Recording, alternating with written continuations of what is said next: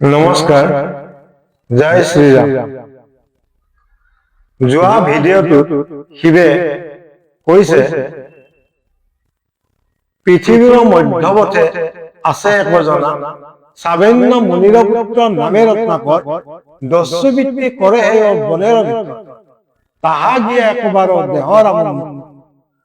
তেওঁ কৈছে যে পৃথিৱীৰ মধ্য ভাগত সামান্য মুনিৰ পুত্ৰ নাম ৰত্নাকৰ দস্যুবৃত্তি কৰে অৰণ্যৰ মাজত, আৰু তাক গৈ এবাৰ ৰামৰ নাম দিয়া। আৰু শিৱৰ বচন শুনি ব্ৰহ্মা নাৰদে দুয়োজনে দুৰ্গাক প্ৰণাম কৰি জোৰহাতে দুয়োজনে শিৱক প্ৰণাম কৰি যাত্ৰা আৰম্ভ কৰিলে। আৰু দুয়োজনে পৃথিৱীৰ মধ্যভাগত মধ্যপথত অৰ্থাৎ মাজ ভাগত মাজ পথেৰে গতি কৰি গৈ আছে।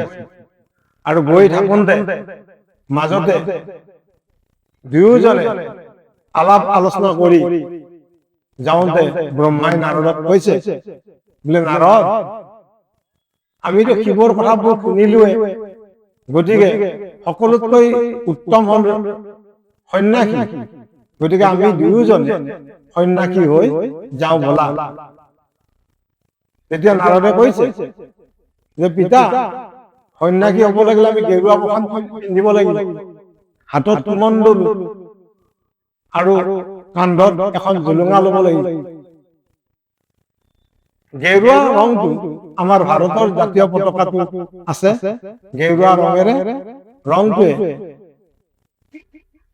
ত্যাগৰ প্ৰতীক বুজায়। সন্যাসী বিলাক হল ত্যাগী, তেওঁলোকে মায়া মমতা, তেওঁলোকে ধন সোণ একোৰে লোভ নকৰে, তেওঁলোকক একোৱে চুব নোৱাৰে। গতিকে দুয়োজনে গুণাগাথা কৰি সন্যাসী হৈ যত ৰত্নাকৰ আছে তাত গৈ উপস্থিত হল। শিৱৰ বচন শুনি ব্ৰহ্মাৰে নাৰদে দুৰ্গাক প্ৰণামিয়া মেলানি মাগিলা। তে দুজনা পিতা পুত্ৰ শিৱক প্ৰণামী মেলানি মাগিলা পাছে ব্ৰহ্মাৰে নাৰদে। দুয়োজনে প্ৰথমতে কৰিলা আলাপ, গুণাগাথা কৰি দুয়ো কৰিলা গমন। ব্ৰহ্মাই বোলে শুনা নাৰদ মহুৰ বচন, সন্যাসী হৈয়া আমি দিব দৰিখন। এত বুলি ব্ৰহ্মা নাৰদ কৰিলা গমন, উপনীত হইলা যথা যথা ৰত্নাকৰ। কৃতিবাস পণ্ডিত গা ইলহুদা গান, আদি কাণ্ড গাই নন্দ পণ্ডিত কৃতিবাসে।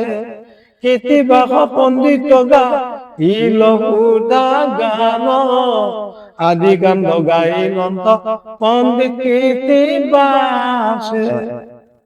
নমস্কাৰ, জয় শ্ৰীৰাম।